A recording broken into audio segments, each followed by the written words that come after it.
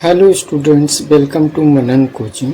आज हम इस वीडियो में बात करेंगे क्लास 9 के चैप्टर फर्स्ट नंबर सिस्टम्स के एक्सरसाइज 1.4 के क्वेश्चन करने के पहले स्टूडेंट्स हम रेशनल नंबर और इरेशनल नंबर के कुछ फैक्ट्स हैं जो ऑलवेज ट्रू होते हैं, उनके बारे में डिस्कस करते हैं।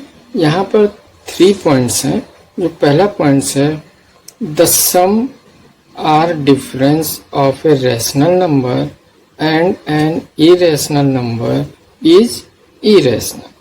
रैशनल नंबर और इरेशनल नंबर का सम या डिफरेंस ऑलवेज इरेशनल होता है।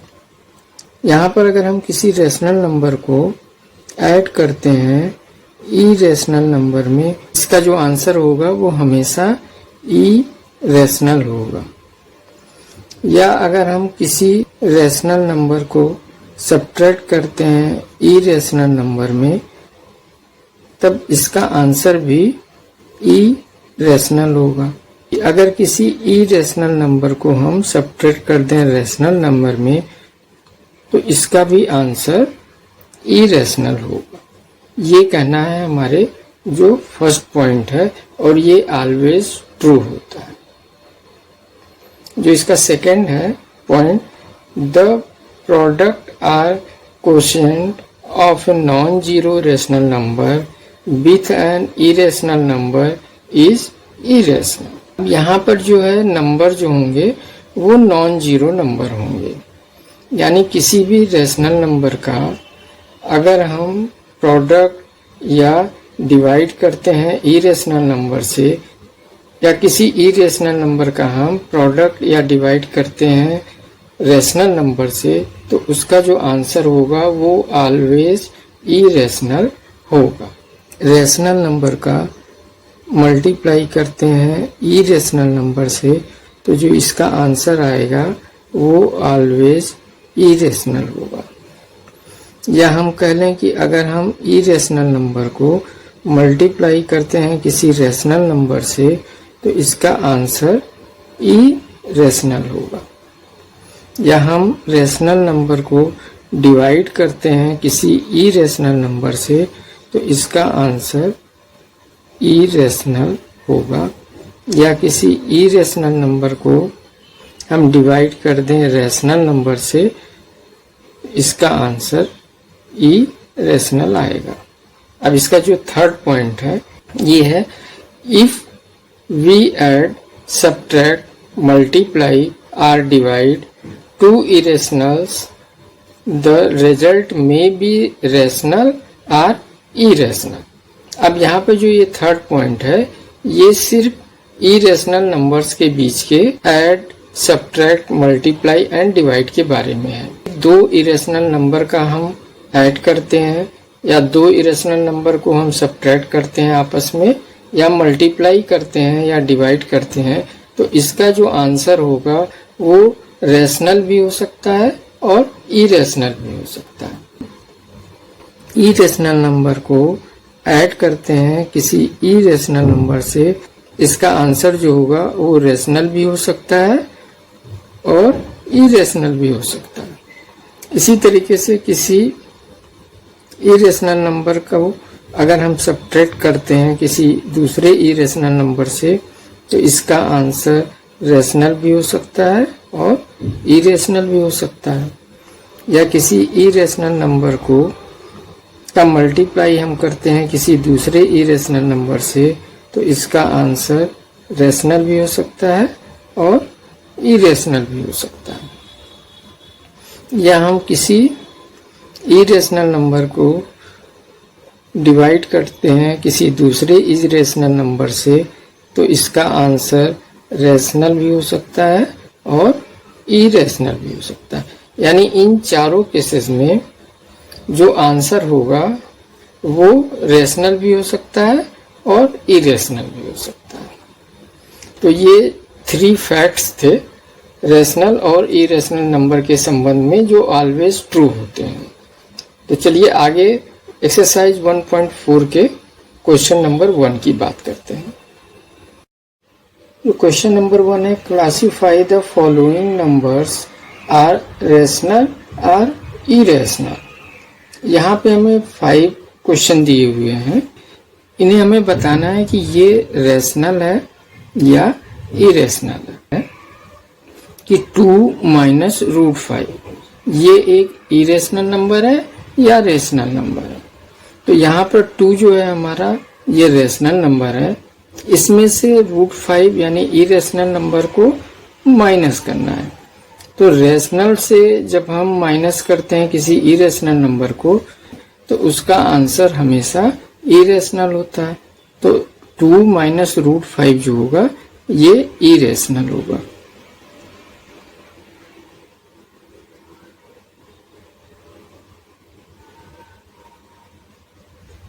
इसका सेकंड है, ब्रैकेट में 3 plus under root 23 minus root 23।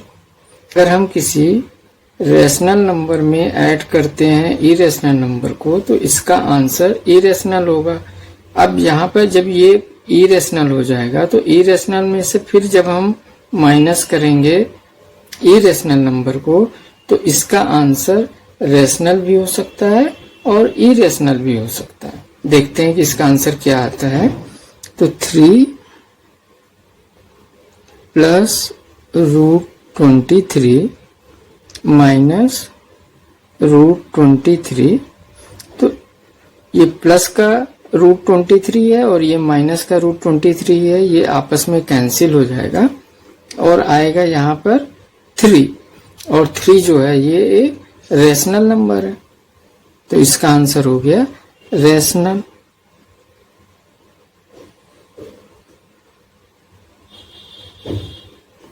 अब इसका जो थर्ड पार्ट है स्टूडेंट्स, यहाँ पर 2 मल्टीप्लाई रूट 7 है, यानी रेशनल को हम मल्टीप्लाई कर रहे हैं इरेशनल नंबर से, तो आंसर जो होगा वो एक इरेशनल नंबर आएगा। और यहाँ पर 7 मल्टीप्लाई रूट 7 है, तो 7 को यानी रेशनल नंबर को हम इरेशनल नंबर से मल्टीप्लाई कर रहे हैं तो इसका भी आंसर एक इरेशनल नंबर आएगा। अब यहाँ पर इरेशनल नंबर को हम डिवाइड कर रहे हैं इरेशनल नंबर से, तो इसका आंसर रेशनल भी हो सकता है और इरेशनल भी हो सकता है। तो इसको हम सॉल्व करके देखते हैं कि आंसर क्या आता है। तब जब हम 2 रूट 7 को डिवाइड करेंगे 7 रूट 7 से तो ये रूट 7 इस रूट 7 से कैंसिल हो जाएगा और ये आएगा 2/7। अब ये 2/7 एक रेशनल नंबर है तो इसका आंसर हो जाएगा रेशनल। स्टूडेंट्स, इस क्वेश्चन का जो फोर्थ पार्ट है 1/√2।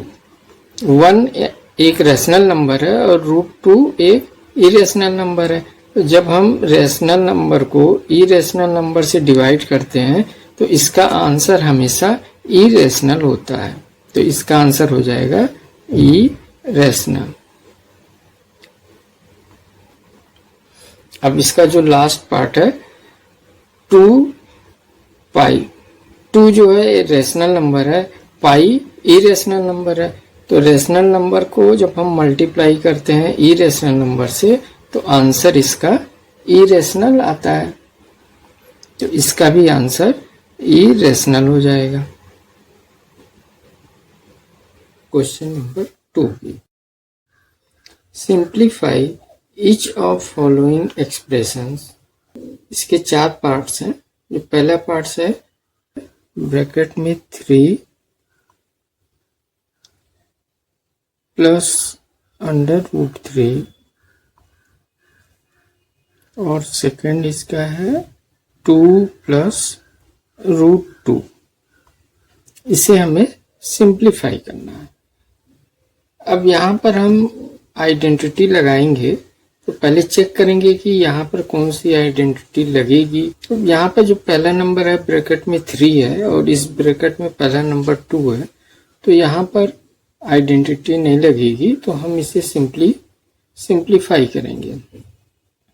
तो यहाँ पर जो पहला नंबर है 3, इसका हम मल्टीप्लाई करेंगे इस पूरे ब्रैकेट से 2 प्लस √2 प्लस √3 है √3 और इसका मल्टीप्लाई ब्रैकेट से 2 प्लस √2 से। अब इस 3 से इस पूरे ब्रैकेट में मल्टीप्लाई करेंगे तो 3 2 जा 6 प्लस 3√2 प्लस अब इस √3 को इस पूरे ब्रैकेट में मल्टीप्लाई करेंगे तो √3 मल्टीप्लाई 2 यानी 2√3 प्लस √3 का मल्टीप्लाई √2 से यानी √3 इंटू √2 हो जाएगा 6 प्लस 3√2 प्लस 2√3। अब यहाँ पर 2 और 3 ऐड नहीं होगा क्योंकि इसके पहले यहाँ पे √2 है और यहाँ पे √3 है तो ये आपस में ऐड नहीं होंगे। प्लस √3 मल्टीप्लाई √2, तो जब मल्टीप्लाई रूट का होता है तो रूट के अंदर की क्वांटिटी आपस में मल्टीप्लाई हो जाती है तो ये हो जाएगा √3 2 जा 6। ये इसका आंसर हो जाएगा। जो इसका सेकंड पार्ट है यह है 3 प्लस √3 और दूसरे ब्रैकेट में 3 माइनस √3। अब यहाँ पर जैसा कि पहला नंबर 3 है और इस ब्रैकेट में भी पहला नंबर 3 है और सेकंड नंबर ये √3 है और यहाँ पे सेकंड नंबर √3 है। तो यहाँ पर जो आइडेंटिटी है a प्लस b एक ब्रैकेट में और सेकंड ब्रैकेट में a माइनस b, ये इक्वल होता है a² माइनस b²। तो हम ब्रैकेट में कर देते हैं a प्लस b यानी 3 प्लस √3 a माइनस b यानी 3 माइनस √3 यानी 3, तो 3 का स्क्वायर माइनस b की जगह √3 का स्क्वायर, तो 3 का स्क्वायर 9 माइनस √3 का जब स्क्वायर करेंगे तो स्क्वायर में रूट कैंसिल हो जाता है तो ये हो जाएगा 3, तो 9 माइनस 3 ये इक्वल हो जाएगा 6। सेकंड पार्ट का आंसर हो गया। थर्ड पार्ट है √5 प्लस √2 का होल स्क्वायर। अब यहाँ पर जो आइडेंटिटी लगेगी वो a प्लस b का होल स्क्वायर लगेगा और ये इक्वल होता है a² plus b² plus 2ab।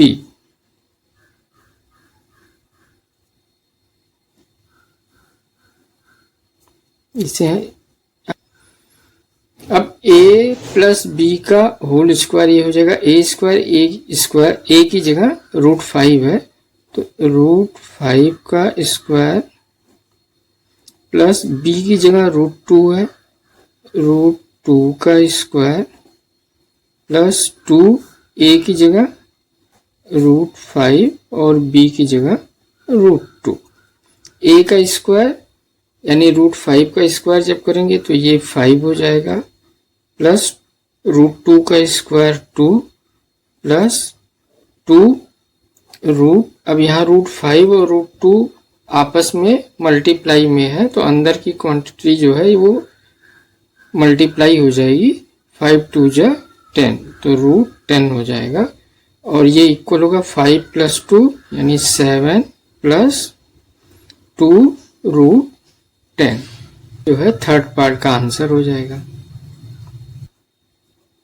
अब इसके फोर्थ पार्ट को देखते हैं। माइनस √2 और दूसरे ब्रैकेट में है √5 प्लस √2। अब यहाँ पर जो आइडेंटिटी लगेगी a प्लस b, a की जगह √5, b की जगह -√2, a माइनस b, और ये इक्वल हो जाएगा a² माइनस b² के। ये वाली आइडेंटिटी यहाँ पर हम यूज करेंगे।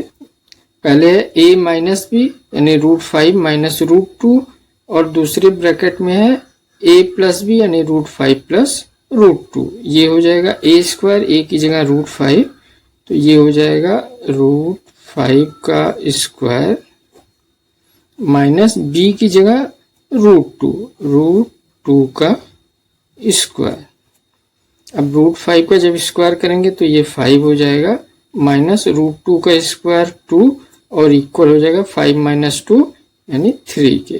तो ये हमारे ये 4th पार्ट का आंसर हो गया। इस क्वेश्चन नंबर 3 की, the ratio of the circumference say C of a circle to its diameter say D, that is pi equal to c upon d. This seems to contradict the facts pi is irrational. How will you resolve this contradiction?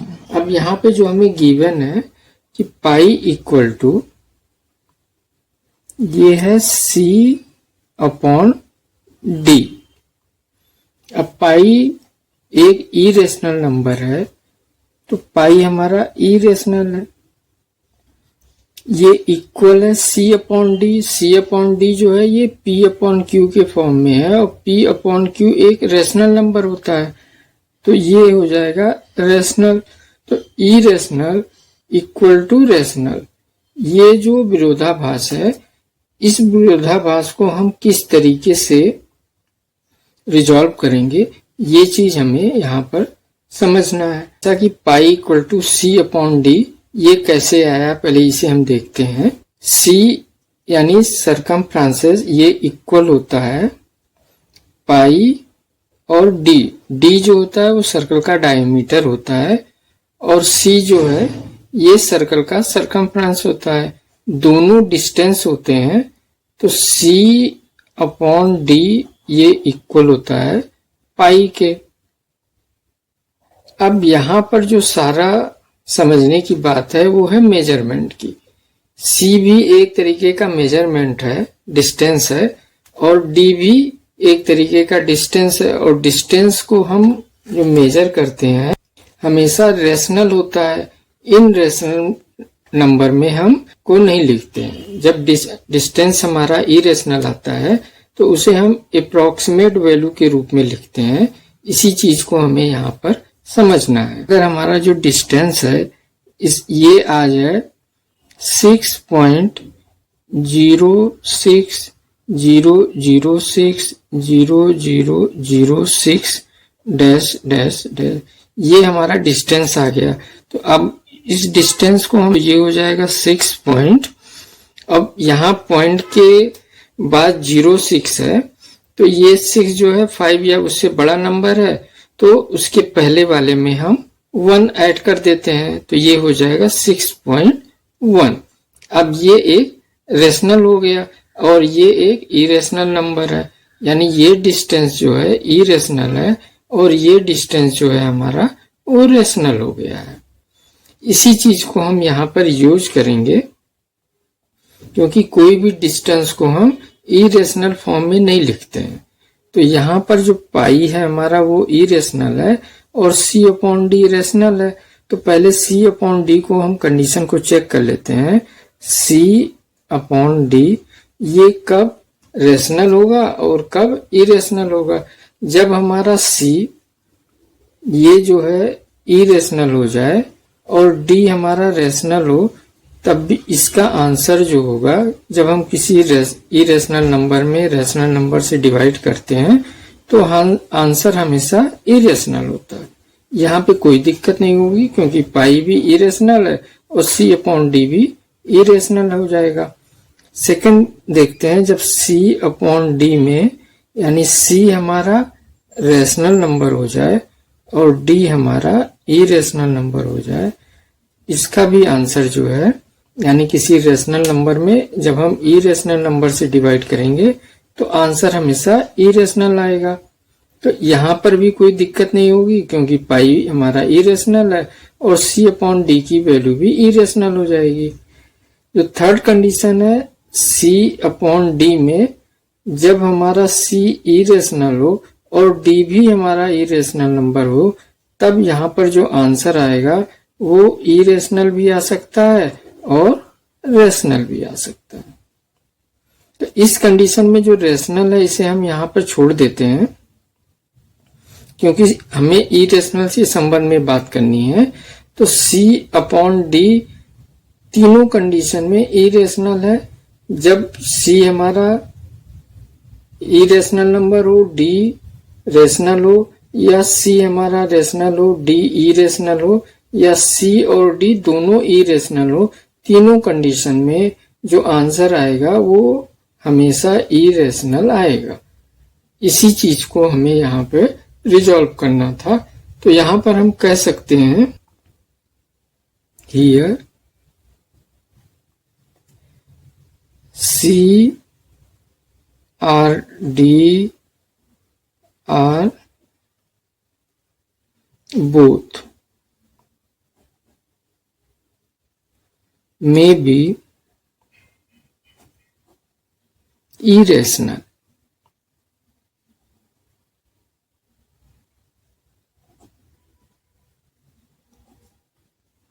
अब यहाँ पर C, D या C, D दोनों irrational होंगे तो हमारा पाई irrational होगा। ये इस क्वेश्चन का जो है जस्टिफिकेशन हुआ। क्वेश्चन नंबर 4 की represent root 9.3 on the number line. ये पहले भी हम लोगों ने रूट 2, रूट 3, रूट 5 इनको नंबर लाइन पे रिप्रेजेंट कर चुके हैं। अब यहाँ पर जो हमें रिप्रेजेंट करना है वो है रूट 9.3, यानी जो रूट के अंदर वैल्यू है वो पॉइंट में है। कोई भी रूट के अंदर नंबर हो पॉइंट में, उसे हम इसी तरीके से रिप्रेजेंट करेंगे जिस तरीके से इस क्वेश्चन को हम करने जा रहे हैं। अब यहाँ पर रूट के अंदर जो वैल्यू है वो है 9.3, तो यहाँ पर हम एक 9.3 यूनिट का लाइन सेगमेंट बनाते हैं। तो ये है 0 और ये है 9 और 1 2 3 1 2 3, ये हो गया 9.3। ये लाइन सेगमेंट बन गया। तो इसे हम नाम देते हैं A और इस पॉइंट को B पॉइंट। जो B पॉइंट है इससे 1 यूनिट आगे भी हम इस लाइन को एक्सटेंड करेंगे 1 यूनिट। ये पॉइंट हमारा जो हो गया ये C पॉइंट हो गया। AC लाइन का हम बाइसेक्टर करेंगे, यानी AC को हम 2 पार्ट में डिवाइड करेंगे। तो बाइसेक्टर करने के लिए हम कंपास में C पॉइंट पर रखेंगे और आधे से अधिक लेंथ लेकर C पॉइंट पर हम कंपास रखकर ऊपर और नीचे दोनों साइड में आर्क लगाएंगे। इसी तरीके से A पॉइंट पर भी हम रखेंगे और इसी तरीके से आर्क यहाँ पर लगाएंगे।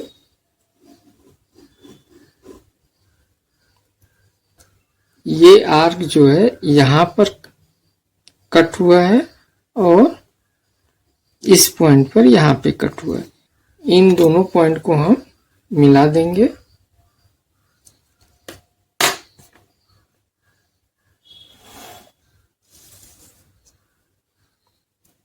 अब ये जो पॉइंट आया AC का बाइसेक्टर है, परपेंडिकुलर बाइसेक्टर, इसे हम O लिख देते हैं। इसका नाम O पॉइंट।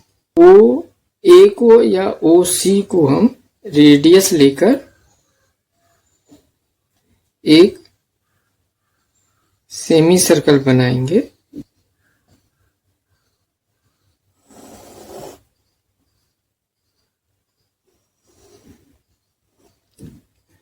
अब ए सी पॉइंट से ये जो है एक सेमी सर्कल बन गया है।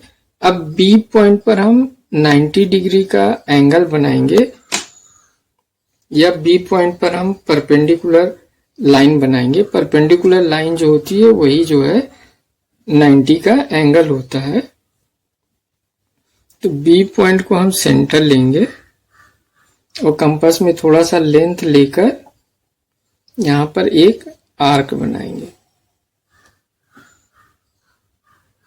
और फिर इस आर्क ने ए सी लाइन को यहां पे कट किया है, तो यहां पर कंपास रखकर एक आर्क लगाएंगे, और फिर जहां पर इसने कट किया है वहां पर फिर रखकर एक आर्क लगाएंगे।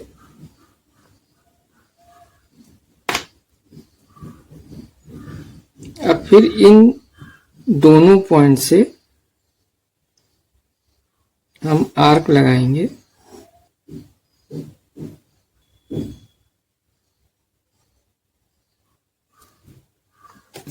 और इस आर्क ने यहां इनका जो है इसे हम बी पॉइंट से मिलाएंगे।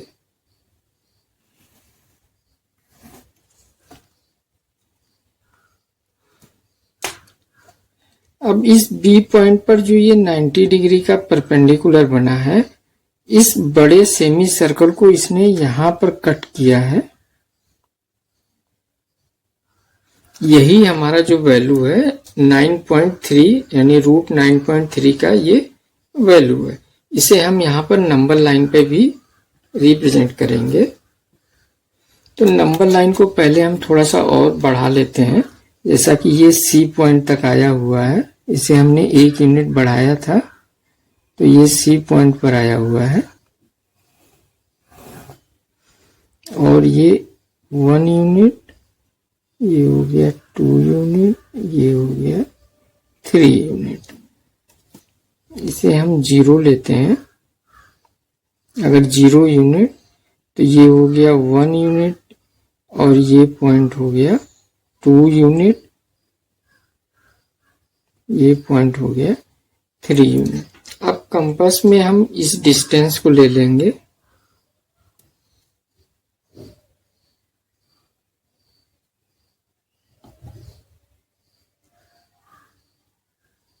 और इसे हम यहां पर आर्क लगा देंगे।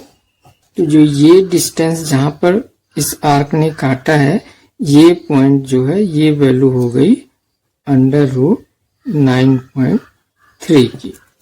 और इसे हम जस्टिफाई करेंगे। जो रूट 9 होती है इसका वैल्यू 3 होता है। अब यहां पर रूट 9.3 जो है वो 3 से अधिक होगा, तो यहां पर जो 0 से 1 यूनिट, 2 यूनिट, 3 यूनिट है, ये डिस्टेंस 3 यूनिट से ज्यादा है, तो ये इसकी वैल्यू रूट 9.3 के बराबर होगा। यही हमारे 4th पार्ट का ये आंसर हो गया। क्वेश्चन नंबर 5 की, rationalise the denominators of the following. इसके 4 पार्ट हैं। तो इसका पहला पार्ट है 1/√7। न्यूमरेटर और डिनोमिनेटर, तो यहां पर हमें डिनोमिनेटर को रेशनलाइज करना है। तो जो भी डिनोमिनेटर में है उसी नंबर से हम न्यूमरेटर और डिनोमिनेटर दोनों में मल्टीप्लाई कर देते हैं। तो ये हो जाएगा 1/√7 मल्टीप्लाई √7। न्यूमरेटर में भी मल्टीप्लाई करेंगे, डिनोमिनेटर में भी √7 से मल्टीप्लाई कर देंगे। तो ये इक्वल हो जाएगा 1 × √7 इक्वल टू √7, और √7 मल्टीप्लाई √7 ये हो जाएगा 7। अब यहाँ पर जो हमारा डिनोमिनेटर है ये रेशनलाइज हो चुका है। तो ये हमारे फर्स्ट पार्ट का आंसर हो गया। जो सेकंड पार्ट है ये है 1/√7 माइनस √6। अब इस तरीके के क्वेश्चन को करने के लिए अगर हमारे डिनोमिनेटर में माइनस है तो इसे हम प्लस करके न्यूमरेटर और डिनोमिनेटर में मल्टीप्लाई करेंगे, और अगर प्लस में है तो माइनस करके न्यूमरेटर और डिनोमिनेटर में मल्टीप्लाई करेंगे। अब यहाँ पर √7 माइनस है तो यहाँ पर हम इसे प्लस करेंगे तो ये हो जाएगा 1/√7 माइनस √6, और यहाँ पर जो हम मल्टीप्लाई करेंगे इसके न्यूमरेटर में √7 माइनस की जगह यहाँ पर हम इसे प्लस कर देंगे और √6, और इसी तरीके से इसके डिनोमिनेटर में भी हम मल्टीप्लाई करेंगे √7 प्लस √6। अब ये इक्वल हो जाएगा 1 में √7 प्लस √6 का करेंगे तो ये हो जाएगा √7 प्लस √6 अपॉन में यहाँ पर आइडेंटिटी लग जाएगी कि a माइनस बी और दूसरे ब्रैकेट में a प्लस बी, तो ये हो जाएगा a² यानी √7 का स्क्वायर माइनस √6 का स्क्वायर, और ये इक्वल हो जाएगा √7 और प्लस √6 और डिवाइड में हो जाएगा √7 का स्क्वायर 7 माइनस √6 का स्क्वायर 6 इक्वल हो जाएगा √7 प्लस √6। अब यहाँ पर 7 माइनस 6 1 होगा, 1 हम अगर लिखें या ना लिखें ये इसकी वैल्यू यही रहेगी, तो ये हमारे सेकंड पार्ट का आंसर हो गया। थर्ड पार्ट है, ये है 1/√5 प्लस √2। अब यहाँ पे √5 प्लस √2 है तो इस हम न्यूमरेटर और डिनोमिनेटर में √5 माइनस √2 से मल्टीप्लाई करेंगे, तो ये हो जाएगा 1/√5 प्लस √2। अब इसके न्यूमरेटर में हम मल्टीप्लाई करेंगे √5 माइनस √2 और डिनोमिनेटर में भी √5 माइनस √2 से हम मल्टीप्लाई कर देंगे, तो 1 मल्टीप्लाई √5 माइनस √2, ये पूरा ब्रैकेट इससे मल्टीप्लाई होगा तो सेम आएगा, और इसके डिनोमिनेटर में हो जाएगा √5 प्लस √2 एक ब्रैकेट में, √5 माइनस √2 एक ब्रैकेट में, तो यहाँ पर आइडेंटिटी लग जाएगी a² माइनस b² की, तो a की जगह है √5 यानी √5 का स्क्वायर माइनस b की जगह √2 है √2 का स्क्वायर, और ये इक्वल हो जाएगा √5 माइनस √2 डिवाइडेड बाई √5 का स्क्वायर करेंगे 5 माइनस √2 का स्क्वायर करेंगे 2, तो ये इक्वल हो जाएगा √5 माइनस √2 डिवाइडेड बाई 5 माइनस 2 3 के, तो ये थर्ड पार्ट का आंसर हो जाएगा। अब इसके फोर्थ पार्ट को देखते हैं, ये है 1/√7 माइनस 2। यहाँ पे √7 माइनस 2 है तो न्यूमरेटर और डिनोमिनेटर में हम √7 प्लस 2 से मल्टीप्लाई करेंगे, तो ये हो जाएगा 1/√7 माइनस 2, और इसके न्यूमरेटर में हम मल्टीप्लाई करेंगे √7 प्लस 2 से, और डिनोमिनेटर में भी √7 प्लस 2 से मल्टीप्लाई करेंगे, तो ये हो जाएगा 1 से ये पूरे ब्रैकेट को जब मल्टीप्लाई करेंगे तो √7 प्लस 2, और नीचे डिवाइड में यहाँ पे आइडेंटिटी लग जाएगी a² माइनस b² की, तो a की जगह √7 है, तो √7 का स्क्वायर माइनस b की जगह 2 है तो 2 का स्क्वायर, ये इक्वल हो जाएगा √7 प्लस 2 और डिवाइडेड बाई √7 का जब स्क्वायर करेंगे तो 7 माइनस 2 का स्क्वायर करेंगे 4, तो ये इक्वल हो जाएगा √7 प्लस 2 डिवाइडेड बाई 7 माइनस 4 3। तो ये हमारे फोर्थ पार्ट का आंसर हो गया। इसी के साथ एक्सरसाइज 1.4 हुआ कंप्लीट। तो स्टूडेंट्स चैनल को लाइक, सब्सक्राइब तथा अपने दोस्तों के साथ शेयर जरूर करिएगा। Thank you student for watching this video.